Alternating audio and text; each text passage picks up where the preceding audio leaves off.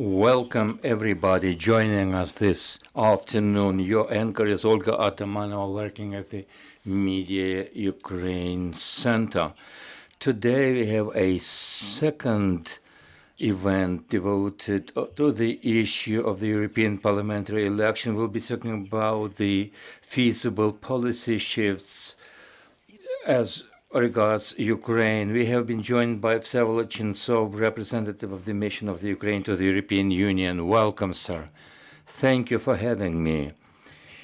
Mr. Chentsov, we know that since 6th to 9th of June, the European Parliament went through the election, including millions of voters. 27 EU member states participated. Eventually, this is a very important for the European Union as well as for Ukraine.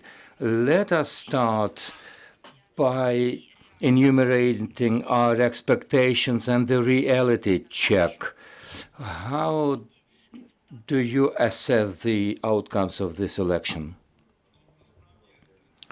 Indeed, on the eve of the election, there were a lot of alarmist forecasts to the fact that we will see the shift toward the right, and these forecasts have lived up to the reality only partially.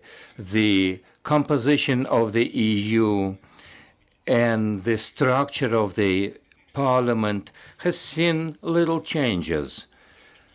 The victory has been secured as it was in the previous 9th convocation by the European People's Party.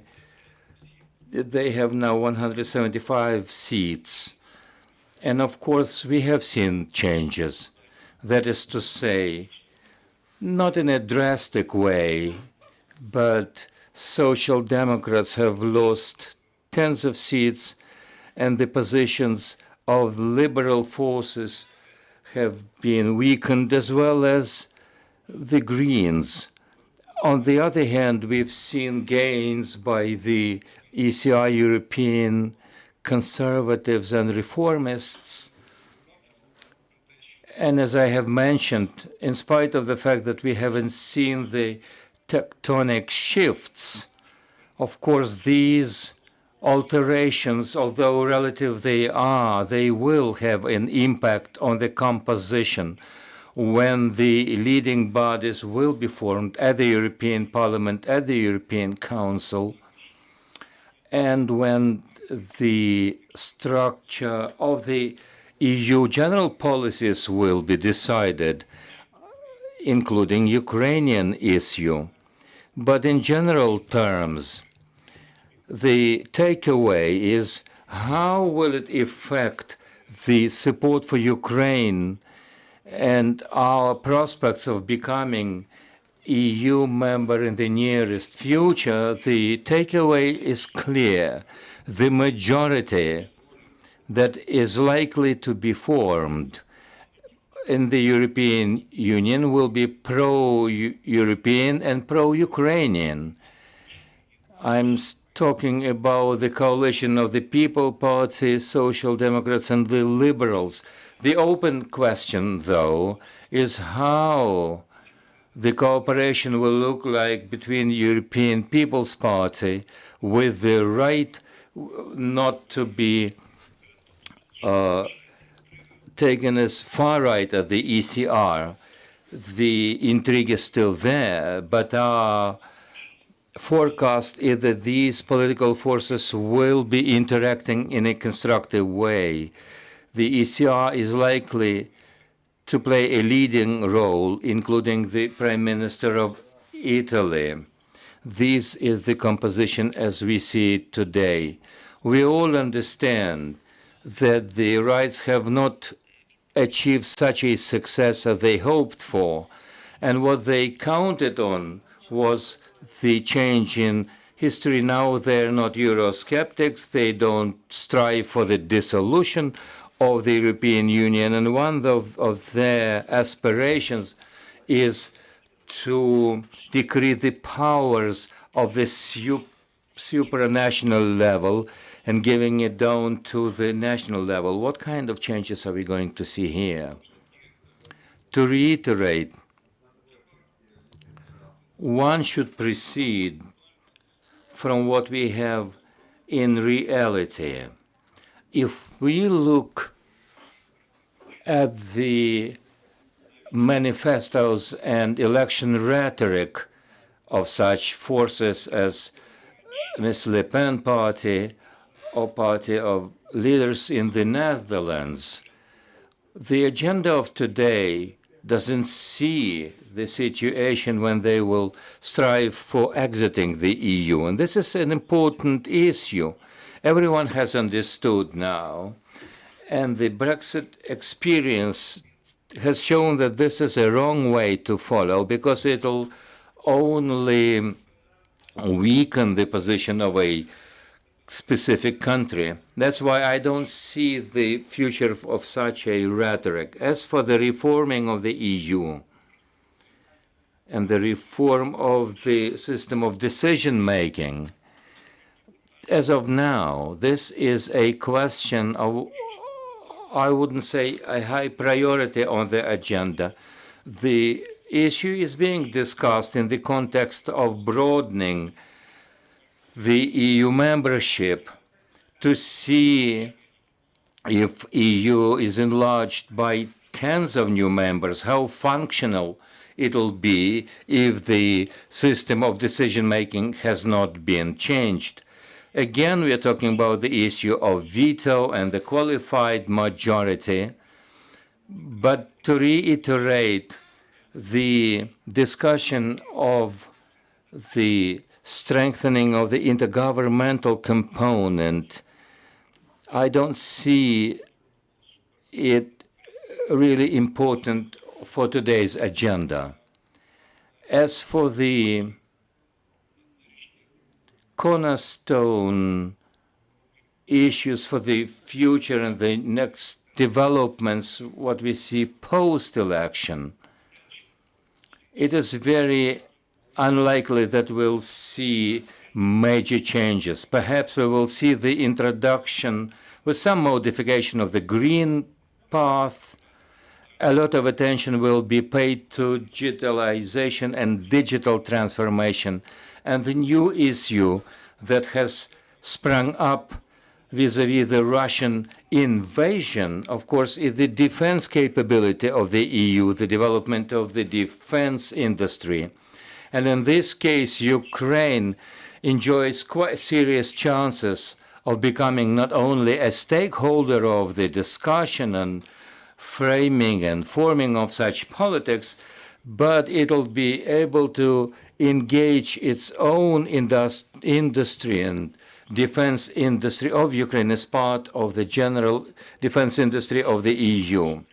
Mr. Chentsov, we understand now that this country is living through a life-changing stage of accession of EU. As the result of this European Parliament election, what are the major hindrances of our way to EU? The results and the outcomes of this election at the institutional level and the government level of the EU was that in order to define whether the composition of factions will be different, now the trends towards enlargement, including the Ukrainian access, we feel that in the context of the dynamic of the process here in Brussels, is that the institutions and the member states have responded positively. Ukraine is moving steadily towards opening negotiations on membership. As we have claimed before, we will do our utmost to ensure that the first intergovernmental conference takes place while Belgium presides in the EU. I don't want to speculate on the time frame, but answering your question, the situation is stable. We don't see any drastic, unexpected eventualities. Thank you very much, sir. Colleagues, you have questions, you are welcome. Nadia Uchenko from Ukrinform. In Ukraine, the outcomes of the European Parliament election is widely discussed with the view of how the policy towards Ukraine will be changed. On your take, how can Ukraine change its politics given that a right ideology is gaining ground in Europe? Perhaps we should change our way of interaction. What do you think the next developments are likely to be? Ukraine, as any other country, should respond to the changes in tendencies within the EU countries. And currently it is too premature to assess how the outcomes of the election will reflect on the situation within EU. For example, the snap election just announced in France, or the similar decisions that are likely to be taken in other countries.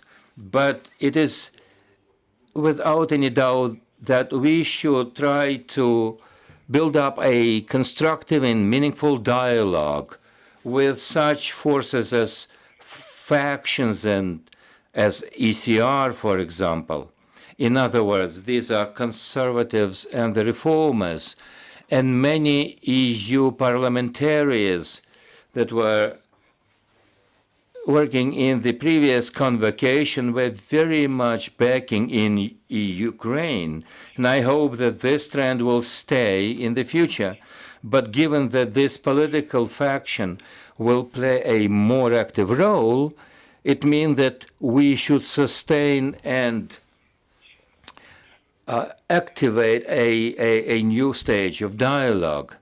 To reiterate, I wouldn't like for us to mingle these forces. Right forces and far-right forces are different things. Unfortunately, very many representatives of the latter, at least until now, very often supported the Russian narratives. As for the war against Ukraine, yes, we should talk to them. We should interact with them, trying to explicate and to explain to them what the situation is. Perhaps they will change their ways too. Why do I believe so? Statistically speaking, the Le Pen's party or parties in Italy, for example, the Russian narrative and Putin were enjoying quite a good support by the body politic. And if this political segment is taken into account, the situation is changing in their rhetoric, and we see that the European parliamentarians are changing. I believe that we stand chances to increase our influence in this political niche. Mr. Chentsov, Ukrainian experts very often mention that this election campaign has seen a lot of disinformation spread by the social media as regards certain events in the EU and the background of some potential European parliamentarians. Have you seen any unnatural surge in such disinformation campaign? Unfortunately, the Russian Federation continues and perseveres in what it has been doing for the last decade, in particular in the mounting of disinformation campaign and other campaigns in the EU and beyond. As for the European Parliament, in the pre-election campaign, then we have identified such a network that was called Voice of Europe, and its representatives were in active contact with the European parliamentarians, and their connections with the Russian government were exposed. As far as I know, the investigation in the European Parliament is still going on. What is important here is this: unlike the previous situations of similar nature, a lot of steps have been made to neutralize such influences, to expose people behind such campaigns, and sanction lists have seen the broadening of the persons who are engaged in such networking. What we have seen is that European institutions are more proactive. They have taken on board their expertise, including the experience provided by Ukraine, in order to protect their political system from the Russian influences. Thank you very much, sir, for joining us. Dear colleagues, let me remind you, we've been talking to Vsevolod Chentsov, representative of the mission of Ukraine to the European Union. Thank you for being with us. Our team is continuing our function. We'll see you tomorrow. Until then, glory to Ukraine.